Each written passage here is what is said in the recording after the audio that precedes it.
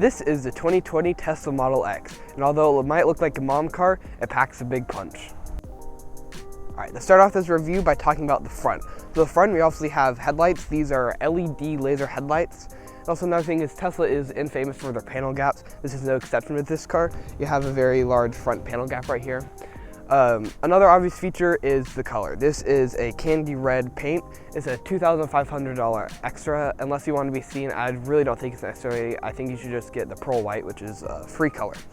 Then as we move around, we have turbine wheels, which increase the range by 12 miles because they're more aerodynamic. And then we also have pop-out door handles, which is very cool. We also have one of the most famous features of the Tesla, gull-wing doors, or as Tesla calls them, falcon doors, which is an iconic feature of this Tesla. And you can close them by just pushing a button. All right, and then we also have turbine wheels on this back end of the car. And right here is your charge port. This little flap will actually open. That's where you charge the car.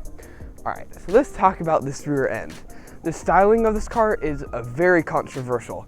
I personally think it's grown on me, but every time I see one, I can't stop thinking about the Pontiac Aztek from the 2000s. It's probably the ugliest car ever made, and it just always reminds me of one. But honestly, this car's styling has grown on me, and it is very futuristic, and it looks like it should be an electric car. So I think the styling does work for this car and what it offers. Okay, so these are 20-inch alloy wheels, and they are turbine design, which means they're more aerodynamic, or instead they give 12 extra miles of range. And one of the cool things about electric cars is you have something called regenerative braking, which means it's just one pedal driving, so when you back off the gas to normally coast in an internal combustion engine car, you actually get charged back into the battery, so you have more range to go, which is a very cool feature of this electric car. But also you have the option of just normal brakes, normal steel brakes if you want those. Alright, so this particular car is the 2020 Tesla Model X long range. So to get the long range, you of course have to pay extra. So with that, you get around 50 miles more range. Tesla claims that this car can do 380 miles of range, but for about a year, this car has been averaging 317 miles. Again, that's in the wet, the dry, the hot, and the cold. Right now, we have 305 miles left to charge. All right, let's talk about this car's interior.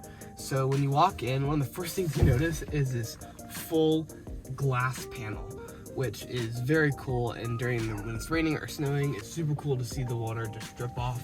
And then you also have these, which you can put up for a sun protection. And then next, we talk about this. This is actually not real leather. Although it looks like real leather, it's actually vegan leather. It feels like real leather, and it's really comfortable like real leather. But it's vegan, so you're not harming any cows in the process. So we also have this teal wood dash, which is very good. It has a very nice texture, and it really brings the light into this cabin. Alright, so the most obvious feature of this car is this front screen. I can an hour's time now screen, but I'm just going to show the main features.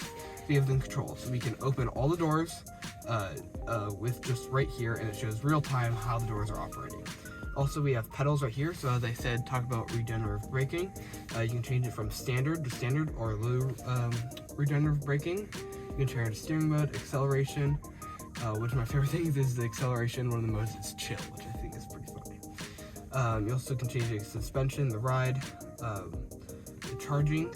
It has it shows you how much charge you have in the battery. So right now we are at 306 miles. We have autopilot, which Tesla is very advanced in autopilot, so it has very high-tech features in there. There's vehicle seats. You can move the seats, back seats, front seats, all the seats just through the screen. You can turn on the lights, change the screen. You can trip. Some of the cool things here is it shows you the charging and the trips and how far you have to go. Navigation, it shows you online routing, so it shows you where the superchargers are. And then you have other features as well.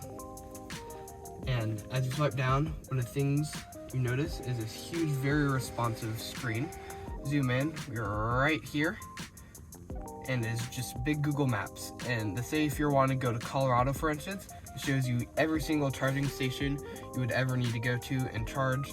One of the cool things is if you click on it, it shows you 8 stalls are available, and it is a 150 kilowatt charger. And it shows you the address and everything you need to know there.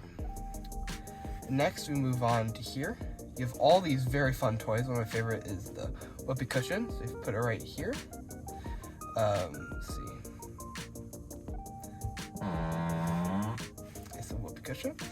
And then you have all these other fun things. If right here, turn it on, it becomes You're on Mars, which is very cool because Elon Musk has SpaceX. Right here, you have all the songs you need. You can go to Spotify, anything else you want right there. And then right here, you can just search the web, which is very cool. You have all your climate controls here. You can change this fan speed, heated seats, steering steering wheel, defrosters, everything you need. And then right here, you have the volume controls, which is very nice because those are things you would use regularly and they're very accessible.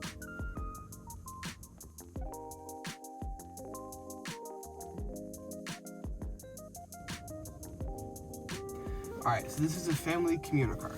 So I really think that important thing is car is practicality. So let's talk about the door bins. The door bins are medium size. I don't think you could put a water bottle in there.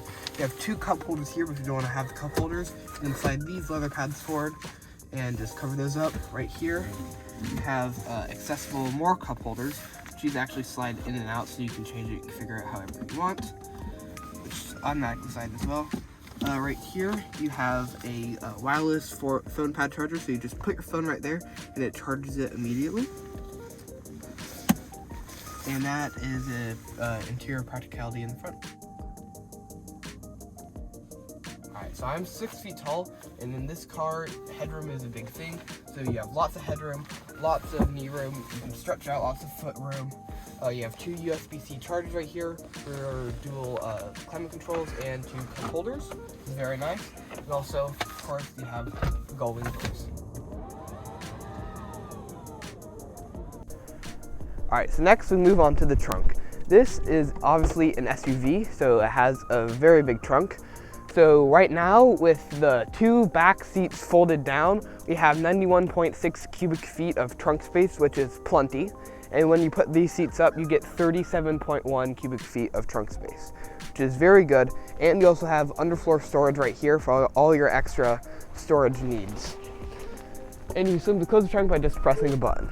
All right, so that is the back trunk. All right, so one of the benefits of electric cars, it has a front trunk or a frunk. This particular one has 6.6 feet of cubic space right in here. So there's very large space, and if you don't have enough room in the back to carry everything, you can just store it up here. But one of the downsides is it takes a little bit to close it. So it takes a little bit.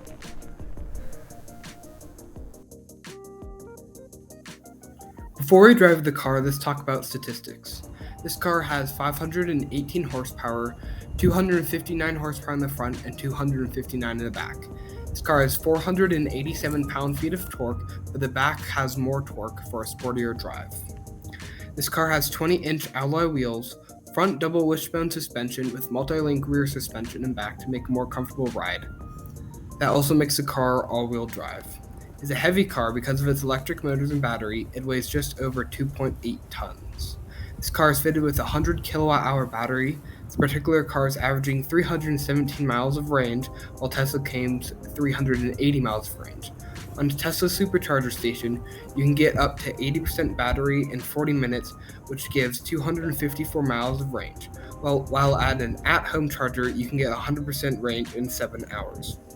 Although it may not look it, the Model X is the most aerodynamic SUV on sale, with a drag coefficient of just 0.208 CD, which makes it very aerodynamic. These batteries are mounted in the middle of the car for a perfect weight distribution, so a great center of gravity. So when we get out on the road, I'm immediately immersed in silence. It truly is amazing how silent this car is.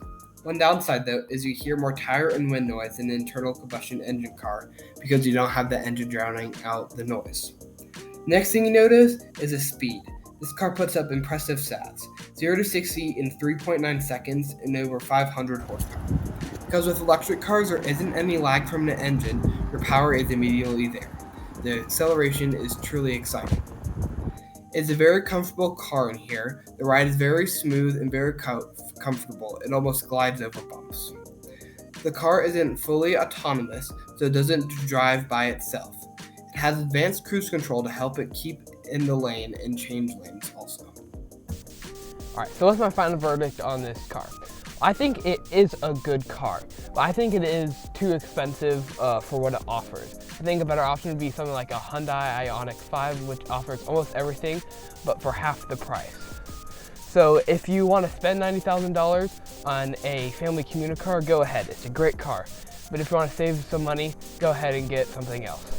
But if you're a car enthusiast like me, it doesn't really offer what a car enthusiast is looking for.